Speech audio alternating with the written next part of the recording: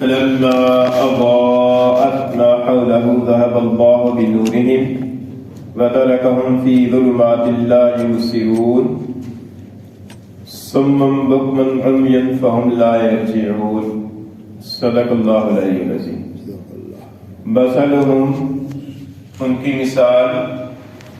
کمثل الذی، اس شخص کی طرح ہے، استوقد نارا، جس نے آگ روشن کی، فلما اضاءت، پس جب اس آگ نے روشن کر دیا، ما حولہ، اس تمام ارد گرد کی چیزوں کو جو اس کے آس پاس تھیں، ذہب اللہ بنورہم، لے گیا اللہ تعالیٰ ان کے نور کو، وترکہم، اور چھوڑ دیا ان کو، فی ظلمات، اندھیریوں میں، لا یبصرون، کہ وہ دیکھتے نہیں ہیں، صمم، بہرے ہیں، بکمن، گنگے ہیں،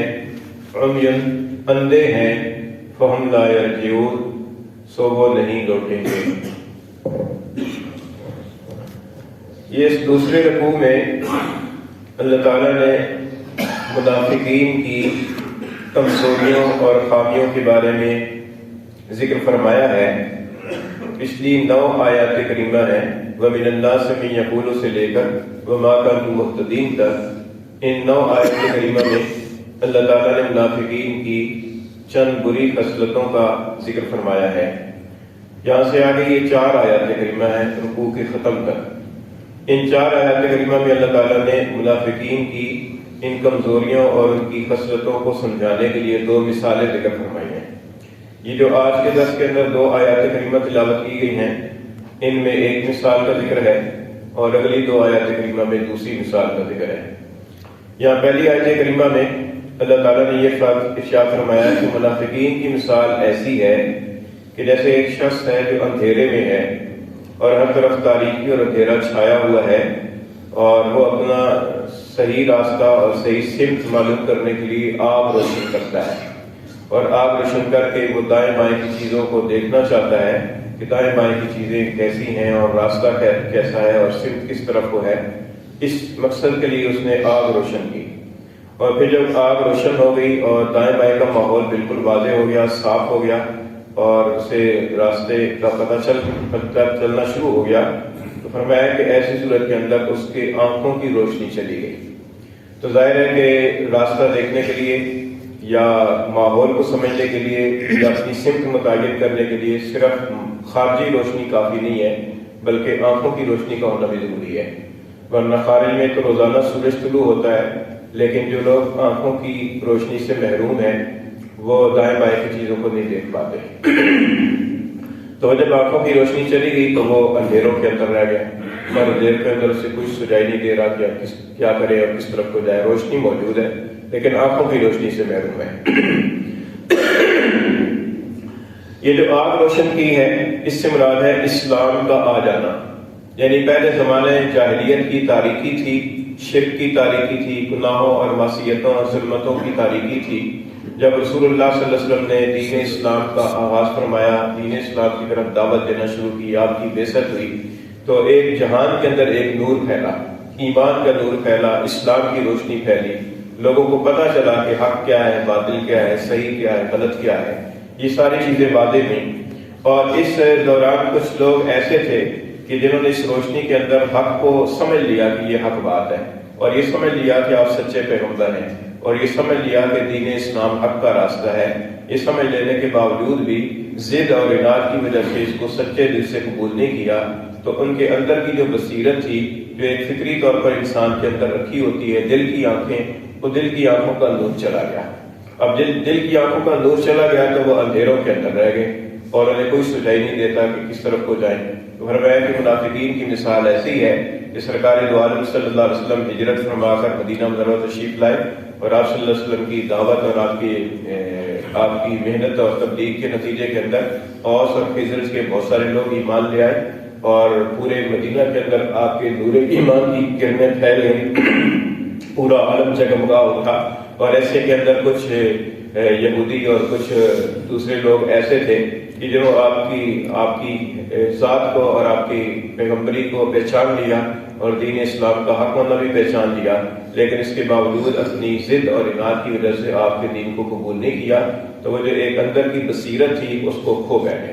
جب وہ بصیرت چلی گئی تو اسلام کی روشنی تو پورے عالم کے اندر جگمگا رہی ہے، صدیوں سے جگمگا رہی ہے اور قیامت تک انشاءاللہ رہے گی۔ قرآن کا نور رہے گا، ایمان کا نور رہے گا، حضور صلی اللہ علیہ وسلم کی رسالت کی برکات رہے گی، لیکن جن لوگوں نے ضد اور تعصب کی وجہ سے اپنے دل کی آنکھوں کو بند کیا ہوا ہے، تو اب اس کے اندر اسلام کا یا نور ایمان کا کیا قصور ہے؟ سورج تو روز چڑھتا ہے، لیکن جو آدمی خود ہی اپنے آپ کو غار کے اندر چھپا لے، اندھیرے کمرے کے اندر بند کر لے، آنکھیں بھی بند کر لے، آنکھوں کے اوپر کالی پٹی باندھ لے، تو اس کے اندر سورج کیا قصور ہے؟ وہ خود ہی سورج کی روشنی سے مستفید نہیں ہونا چاہتا۔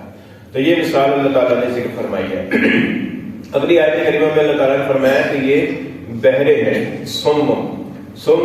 کی جمع ہے، بہرے شخص کو کہتے ہیں کہ جس کو سنائی نہ دیتا ہو یا جو کوئی خاص بات سننا نہ چاہتا ہو۔ بعض لوگوں کے بارے میں کہا جاتا ہے کہ یہ مطلب کی بات سنتے ہیں، اور مطلب کی بات نہ ہو تو یہ بہرے مان جاتے ہیں، سنی کر دیتے ہیں۔ تو یہ وہ والے ہوں گے، یہ وہ والے بہرے ہیں، وہ بہرے ہیں، یعنی دین حق کی بات کو سننا نہیں چاہتے، یعنی کہ سن نہیں سکتے، سن سکتے ہیں لیکن سننا نہیں چاہتے۔ بکمن گنگے ہیں، یعنی حق بات کو بولنا نہیں چاہتے، دنیا جہان کی باتیں کریں گے لیکن کوئی دین کی بات کسی دوسرے سے شیئر نہیں کریں گے، کوئی دین کا پیغام دوسرے تک نہیں پہنچائیں گے، کسی دوسرے کو خیر کی بات اور نصیحت کی بات نہیں کریں گے، باقی دنیا جہان کی ایران تران کی باتیں، امریکہ انگلینڈ کی باتیں کریں گے لیکن یہ بات نہیں کریں گے، اس باتوں کے اعتبار سے گنگے ہیں۔ اندھے ہیں، دنیا جہان کی ساری کائنات دیکھیں گے لیکن جس چیز کو، جس دین کو رسول اللہ صلی اللہ علیہ وسلم لے کر آئے ہیں، جو کتاب اللہ تعالیٰ نے پیغمبر پاک پر نازل فرمائی ہے، جو آپ کے فرامین ہیں، قرآن اور احادیث جن کو کہا جاتا ہے، اس کو نہیں دیکھیں گے، اس کے اعتبار سے اندھے ہیں، اپنی آنکھوں کو بند کر لیں گے، دیکھنا نہیں چاہتے۔ تو یہ فرمایا کہ یہ ایسے لوگ ہیں کہ جو حق بات کو سننا نہیں چاہتے، حق بات کو بولنا نہیں چاہتے اور حق بات کو دیکھنا نہیں چاہتے۔ فہم لا یرجعون، تو ایسے لوگ کیسے پلٹیں گے؟ ایک آدمی منہ پھیر کر، پیٹ پھیر کر جا رہا ہو اور اس کی بینائی بھی نہ ہو، اس کی شنوائی بھی نہ ہو، اس کی گویائی بھی نہ ہو، تو اب اس کو کس طریقے سے واپس لوٹایا جائے؟ کیونکہ اگر نابینا ہے اور سنتا ہے تو اسے آواز دے کر بلایا جا سکتا ہے، متوجہ کیا جا سکتا ہے، اور اگر وہ بہرا ہے لیکن آنکھوں میں بینائی ہے تو اسے اشارے کے ذریعے سے متوجہ کیا جا سکتا ہے۔ لیکن جو آدمی بہرا بھی ہے اور گنگا بھی ہے اور اندھا بھی ہے، تو ایسے شخص کو کس طریقے سے رہنمائی کی جائے، اس کو کیسے راہ راست کی طرف لوٹایا جائے؟ عام طور پر ہوتا یہ ہے کہ اگر کسی آدمی کے پاس قوت سنوائی نہیں ہے، قوت گویائی نہیں ہے، تو قوت بینائی اس کے پاس ہوتی ہے، اور بینائی کے ذریعے سے وہ بہت ساری چیزوں کو دیکھتا، بھالتا اور سمجھتا،